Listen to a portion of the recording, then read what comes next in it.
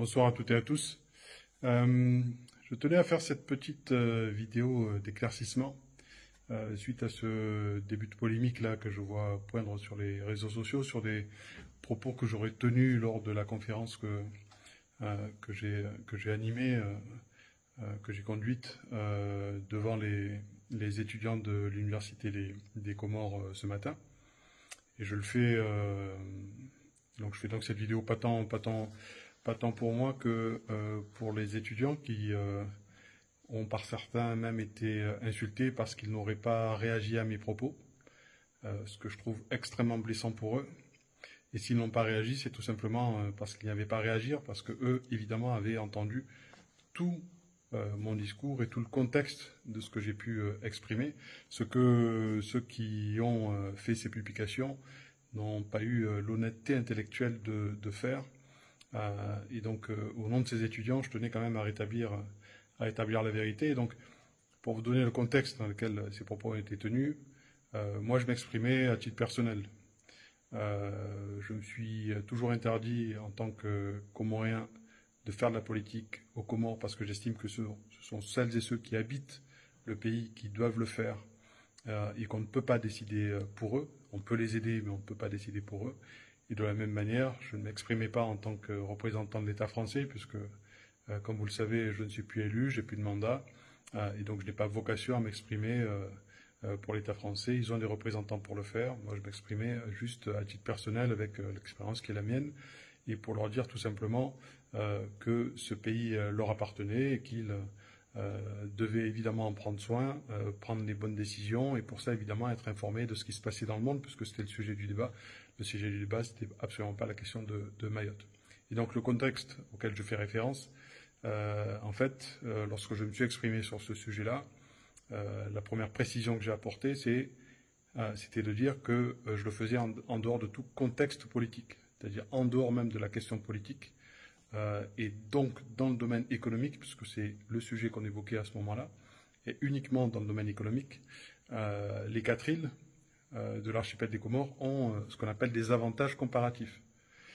Pour ceux qui ont fait un peu d'économie, donc qui ont des particularités qui font qu'elles sont intéressantes pour l'une ou l'autre des autres îles.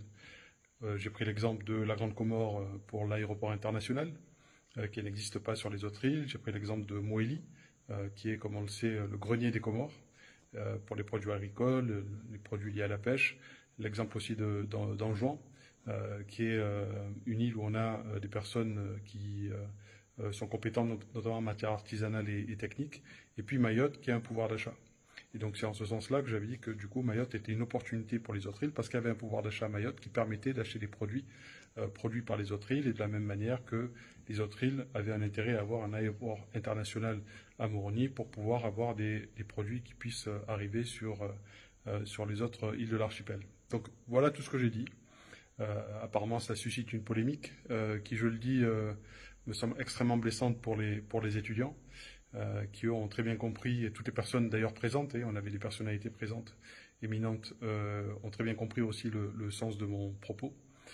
J'invite d'ailleurs celles et ceux qui veulent avoir vraiment l'intégralité de ce que j'ai dit à regarder évidemment la conférence, mais celles et ceux qui n'ont pas le temps de le faire, mais qui ont quand même une honnêteté intellectuelle pour lire la vidéo, ou en tout cas écouter la vidéo que je fais à présent, sauront en tout cas dans quel contexte cela se fait. L'intérêt ou l'avantage en tout cas de cette petite polémique, j'en ai connu beaucoup, il y en aura encore beaucoup d'autres, peu importe. L'intérêt en tout cas, c'est que ça met la lumière et que ça fait parler de ce que j'essaie de faire aujourd'hui aux Comores avec d'autres amis qui sont aujourd'hui ici, sur la Grande Comore, et bientôt j'espère en juin à Moélie, pour réunir les forces vives et faire en sorte que les projets qui sont portés par les Comoriens ici, de la société civile, puissent être soutenus. C'est le seul objectif qui est le mien. C'est de savoir comment est-ce qu'on peut faire en sorte que les Comoriens vivent mieux. Tout le reste ne m'intéresse pas. Toutes les petites polémiques, honnêtement, ne m'intéressent pas. Moi, je ne suis pas un révolutionnaire de salon. J'essaie de faire. J'essaie de prouver par les actes. Et j'espère que celles et ceux qui m'écoutent auront d'abord la décence de respecter les étudiants qui m'ont écouté et qui avaient très bien compris le sens de mes propos.